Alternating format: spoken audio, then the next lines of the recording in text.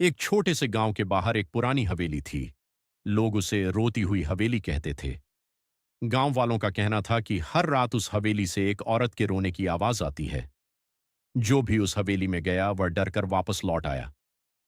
गांव में अर्जुन नाम का एक बहादुर लड़का रहता था। उसे भूत प्रेत की बातों पर विश्वास नहीं था। एक दिन उसने अपने दोस्तों से कहा, मैं आज रात उस हवेली में जाकर सच पता लगाऊंगा।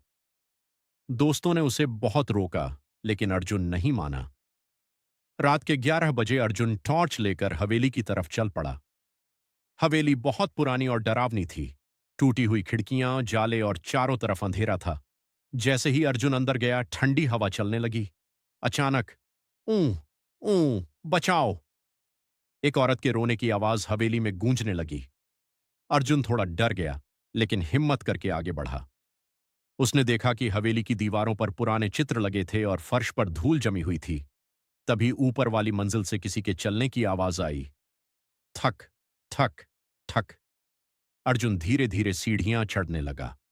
जैसे ही वह ऊपर पहुंचा, उसे एक कमरे से रोशनी दिखाई दी। कमरे का दरवाजा अपने आप खुल गया। अंदर एक सफेद साड़ी पहने औरत खड़ी थी। उसके लंबे बाल चेहरे पर थे और वह धीरे धीरे रो रही थी।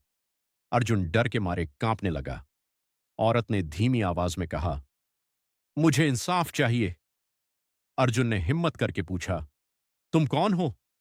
औरत बोली, मेरा नाम राधा है। कई साल पहले इस हवेली के मालिक ने मुझे धोखा देकर मार डाला था। मेरी आत्मा आज भी यहां भटक रही है। इतना कहकर वह औरत अचानक गायब हो गई। तभी अर्जुन को कमरे के कोने में एक पुराना संदूक दिखाई दिया।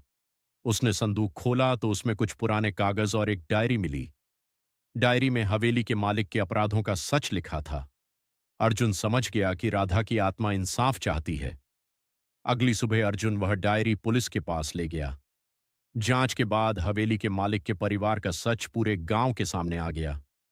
उस रात के बाद हवेली से रोने की आवाज आना बंद हो गई।